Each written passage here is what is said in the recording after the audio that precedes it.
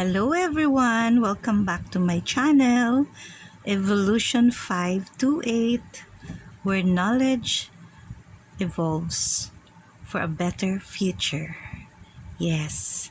So, today we will be talking about subtraction as inverse operation by yours truly, Teacher Sheila. Okay, so let's listen carefully. So for today, of course, we have our objective. Our objective is we will illustrate that subtraction and addition are inverse operation. The question is, what is inverse operation? What is the meaning of inverse operation? So first, let us look at the arrow. Observe carefully the arrows. Okay, now let's look at first the green arrow. Where is this green arrow pointing or going? Very good. It's going to the right, or it's pointing to the right. And for the red arrow, it's pointing to the left, or it's going to the left. Right, very good. So the arrow there are in opposite direction. So when you say inverse, it means opposite. So the inverse operation for subtraction is addition, or in the inverse of addition is subtraction. So the opposite of subtraction is addition. The opposite of addition is subtraction. Just like the opposite of up is down, and the opposite of big is small, or right, left, something like that. So opposite. So in math, there is also what you call opposite. So again, let's observe another number here. Okay, let's observe this. First, let's look at 5 minus 3 equals 2. And look at also the other numbers at the right side. 3 plus 2 equals 5. Okay, just observe the numbers. And then below, again, the yellow one, 5 minus 2 equals 3.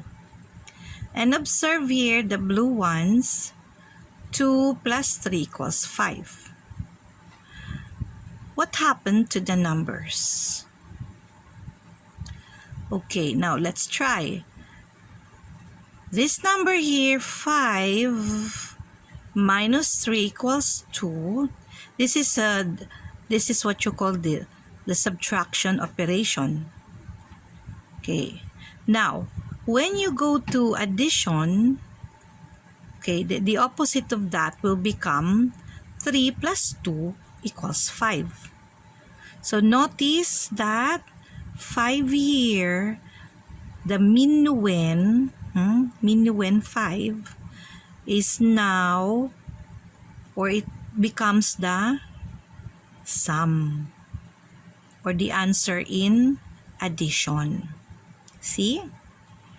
And then the addition, the 3 plus 2, which are the addends, becomes now the subtrahend and the difference. Same is true with 5 minus 2 equals 3, the number below. Same is true here. 2 plus 3 equals 5. Now take a look at 5 here. The subtraction sentence. Look at 5. 5 minus 2 equals 3. 5 now, the minuend, becomes the sum in addition. Okay. And then the two numbers here, the 2 and the 3 are the addends in addition. Okay. So I think you did not get it right yet, but I'm going to give you other examples for this. Do not worry. Okay. Now let's try to look at this. Now, I have these numbers. If you add 3 plus 2 equals 5, try to look at the numbers 3 plus 2. You add 3 and 2, that's the sum is 5. But if you subtract 2 from 5, it becomes 3. Now, take a look at the numbers there. Take a look at these numbers and take a look at these numbers. Now, the 3 plus 2, which are the addends, becomes the subtrahend and the difference. While 5, here in addition, the addition sentence, 5, which is the sum, becomes the minuend in subtraction. Okay. See? But still, same numbers are written there. The only thing is, we need to rearrange the numbers. We have to rearrange the numbers. Okay. So, rearranging the numbers. Again, 3 plus 2, which are the addends. 5 is the sum in addition. Now, if it becomes a subtraction operation, 5 here in the 5 will become now the minuend. And the 2 will become the subtrahend, while 3 here becomes the difference. Okay, it becomes the difference. Okay, can you see that? Alright, good. Now, let's try some more. Now, just remember this. Addition and subtraction are opposite operation. They are opposite, meaning to say, one is to the right, going to the right, the other is going to the left. Now, just like this one, another example here. 2 plus 4 equals 6. This is an addition sentence or operation. Okay, now if you see this addition sentence, if it is an addition sentence and you want this to become subtraction sentence, focus on the sum, which is 6, right? So the sum or the 6 there will become the minuend in the subtraction sentence. Minuend. Okay, Again, the sum will become the minuend. And then for the addends, 2 plus 4, these two numbers will become, it's either subtrahend and difference. See? 4 and 2 and 2 and 4, the other side. So, these two numbers in addition sentence will become the subtrahend and the difference. It's either. So, here, for example, 6 minus 4 equals 2. And the other one, 6 minus 2 equals 4. So, you can exchange the numbers. 2 will become the subtrahend and 4 will become the difference. While in the other side, 4 becomes the subtrahend, 2 becomes the difference. Okay, so we exchange. Numbers are being exchanged. Okay, next.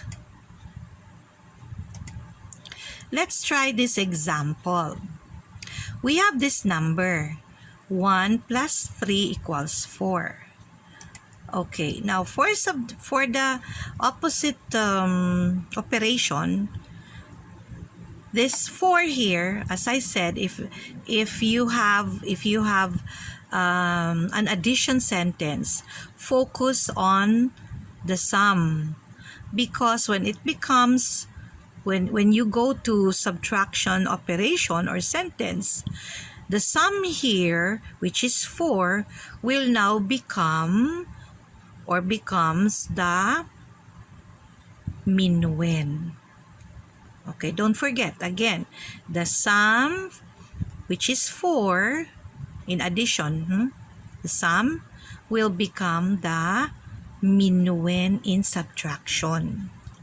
While the numbers 1 and 3 will become either, okay, this one is subtrahend, and this one will become the difference. Another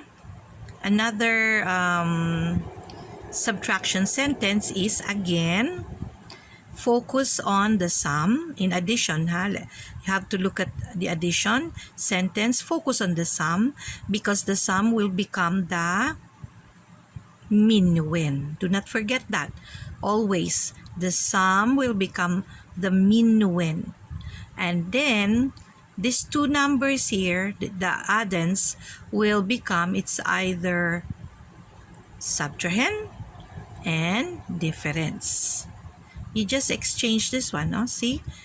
The first set of numbers, the first, was this, sentence, subtraction sentence is 4 minus 3 equals 1. Now, take a look at this. 3 and 1 there. Here, it becomes 4 minus 1 equals 3. So, you just exchange these two numbers. But 4 will remain. It will remain there.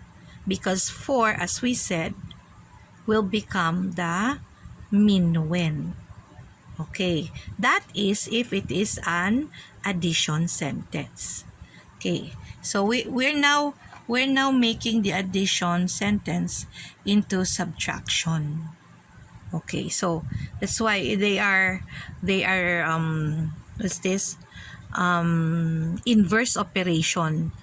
Okay, they're inverse, they're opposite, because this number here will become what? The answer in addition will become the minuend, and then the addends will become subtrahend or difference. But you can exchange this. The subtrahend will become the difference will become the subtrahend. But 4 remains the same minuend. Okay? Another example. Here. Again, it's addition. So, in addition sentence, you have 2 plus 3 equals 5. Okay, if it is an addition sentence and you want to have the opposite of this addition sentence, you are going to go to subtraction sentence. You have to focus on the sum. Focus on the sum. What happens to the sum? The sum will become now our minuend. Very good. It becomes our minuend. See? 5 there, the sum will become the minuend. And then for the addends, 2 and 3, it becomes the subtrahend and the difference. Subtrahend and the difference. You can exchange that. 3, okay, 5 minus 3 equals 2, or 5 minus 2 equals 3. You exchange the numbers. Okay. But whenever you go to the opposite, which is the subtraction, do not forget, my dear, do not forget to change the symbol from addition symbol, which is plus, to minus. Because most of the children, they forget to change the plus sign to minus sign. Do not forget. Okay? So that is if you are given an addition sentence. This is how you will do the opposite. So, always focus on the sum. The sum becomes the minuend. And then the addends becomes the subtrahend and the difference. Okay? Now, let's try this.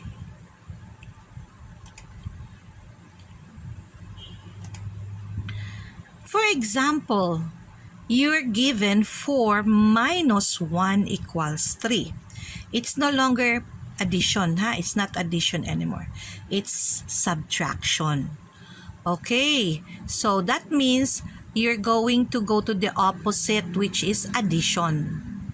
Now, how are we going to change this subtraction sentence into addition sentence? Now, take a look at this. It becomes 3 plus 1 equals 4. Or it becomes 1 plus 3 equals 4. What happens there? What happens? Now, let's go back to our example, the green one. 4 minus 1 equals 3.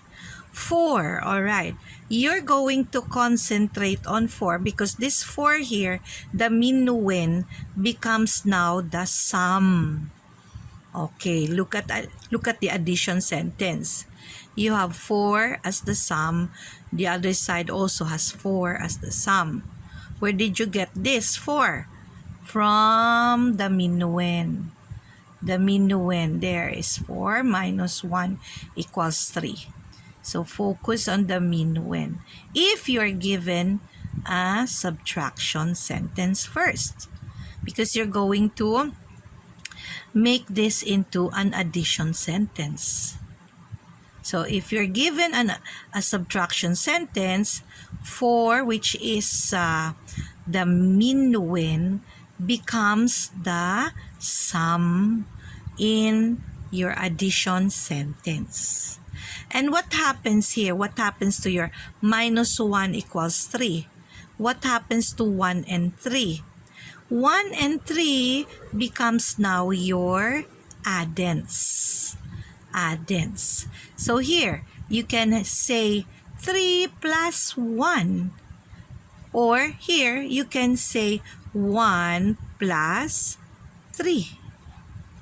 3 plus 1 or 1 plus 3. Okay? So you just exchange the numbers. Exchange the numbers. But if you're given a subtraction sentence first and you have to change this into an addition sentence, focus on the minuend. This time, focus on the minuend, and then the minuend now becomes the sum. And then the other numbers will become the addends. The addends. Okay? Alright, so let's try another one. Another example is 5 minus 2 equals 3. Now, if you're given this number, 5 minus 2 equals 3 is a subtraction, right? So if you're given a subtraction and you're going to change it into addition sentence, we said that you have to focus on the minuend because the minuend here becomes the sum in an addition sentence. And the 2 and 3 becomes the addends. Just like the other side. Okay, the other way is still the minuend, again, go back to the green one. The minuend 5 becomes now the sum, while 2 and 3 becomes the addends, or 3 and 2. You just have to exchange the numbers. Be careful because when you go to the opposite, if this is subtraction, go to the opposite, which is addition. Be careful. Do not forget to what? Change the symbol. Change the symbol to addition because this one is subtraction. So you need to change the symbol. Okay? Do not forget that. If I'm going to give you a subtraction sentence and I will tell you to write the addition sentence, be careful. Look at the minuend because the minuend becomes the sum. And the two numbers, the other numbers, will become the addends. Don't forget. Alright, now let's see. Let's try this. This time, let's start our inverse operation with addition sentences. Okay, let's start with addition so that you will not get confused. So let's try doing the inverse operation now. You need to try. I'm going to give you time to solve this. Okay? So I want to see your answers. I want to see two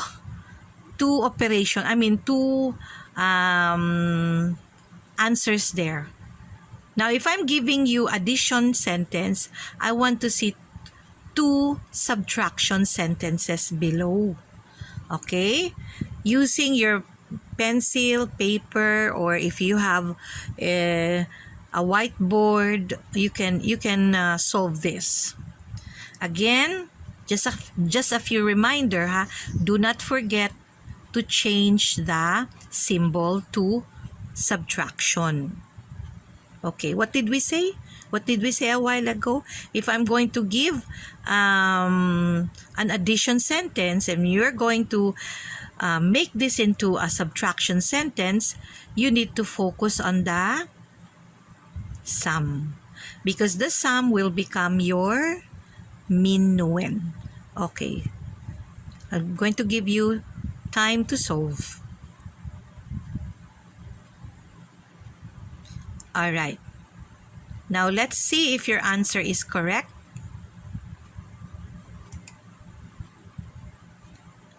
Are you correct?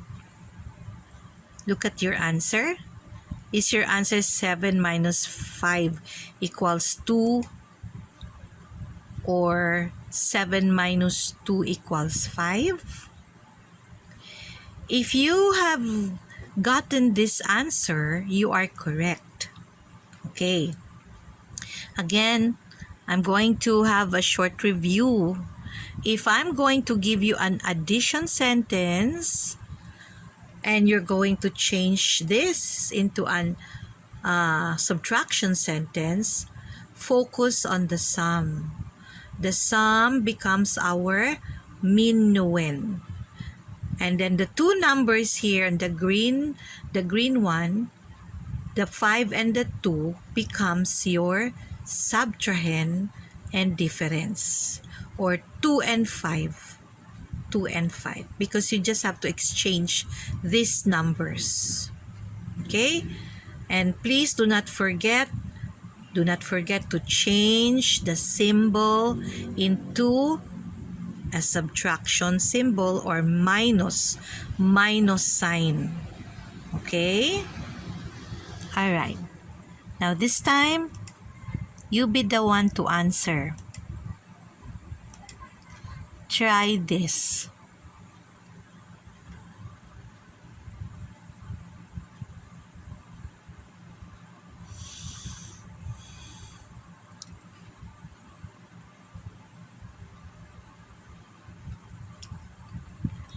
Are you done?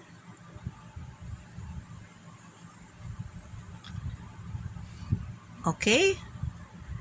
Let's see if your answer is correct. The correct answer is 9 minus 5 equals 4 or 9 minus 4 equals 5. Now remember, this is addition. So focus on the sum. The sum becomes your minuend. Don't forget. then change the symbol into minus sign, and then the addends becomes your subtrahend and difference. Okay, one more.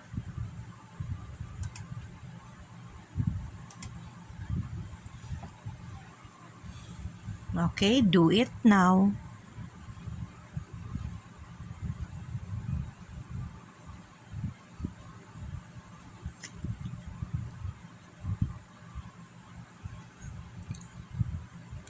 Let's try to check. Is your answer 8 minus 5 equals 3 or 8 minus 3 equals 5? If your answer is like this, very good. Very good. Why? Because this is an addition sentence. That means the sum becomes our minuend. Don't forget. And then the two numbers here, the addends, becomes our subtrahend and difference. Don't forget the sign. It should be minus. Okay, very good, those who got it.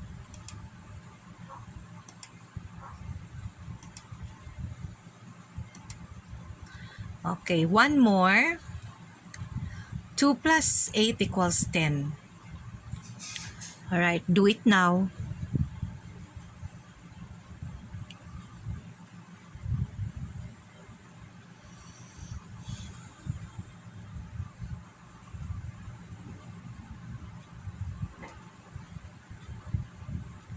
Okay, let's check.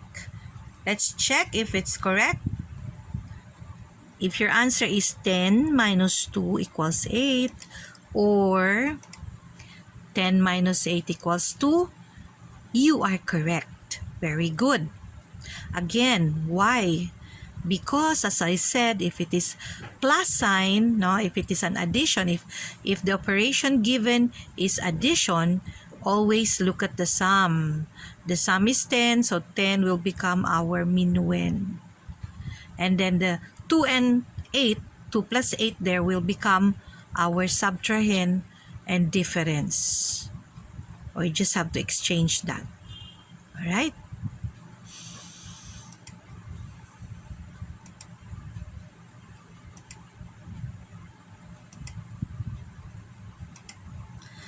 Okay. So, we're done with addition sentences. Now, let's do the inverse or the opposite operation with subtraction sentences. Okay, operation, ha? So, when I say inverse operation, what is the inverse operation of subtraction? That becomes addition. So, you're going to make now addition sentences. Okay? So, let's try this. The numbers given, okay, this is an example before you do it. Do not do it yet. The numbers given are, the numbers given is 9 minus 1 equals 8. This is subtraction sentence. So, the inverse will be addition. What did we say a while ago? Focus on 9, right? The 9, the minuend, becomes now the sum. Okay. 9 here, the minuend, always remember that. Minuend becomes the sum. And then the other numbers here, the subtrahend and the difference, will now become the addends. Okay, they will now become the addends. Just like in the other example. Okay, what happens here? 8 plus 1 equals 9. Here, it becomes 1 plus 8 equals 9. You just exchange 8 and 1. Exchange 8 and 1. So, 1 plus 8 equals 9. But 9 is still there. You won't do anything there. So 9 is still there. Do not touch, do not change. Okay, as we said a while ago, if you're given a subtraction sentence and you're going to write the opposite, which is addition sentence, the 9 here, the 9, which is the minuend, becomes our sum. And the two numbers, 1 and 8, 1 and 8 will become our addends.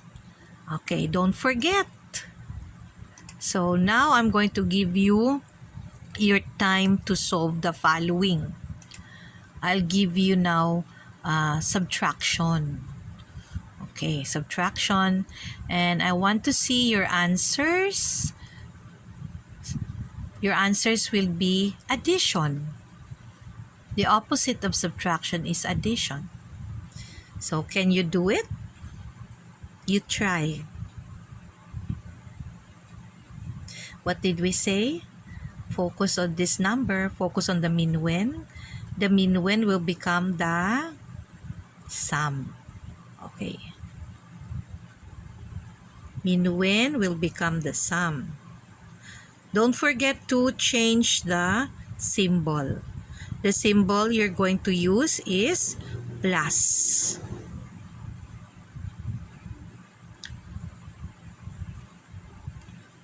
Okay, now let's try to check if your answer is correct. Okay, if your answer is 2 plus 4 equals 6, or 4 plus 2 equals 6, your answer is correct. Very good. Now what happens here? Again, as I said, the minuend, which is 6, becomes the sum. There you go. The sum. The minuend becomes the sum. And the subtrahend and the difference here becomes your addends. 2 plus 4. And the other side, 4 plus 2. You just exchange this. Okay? Again, try.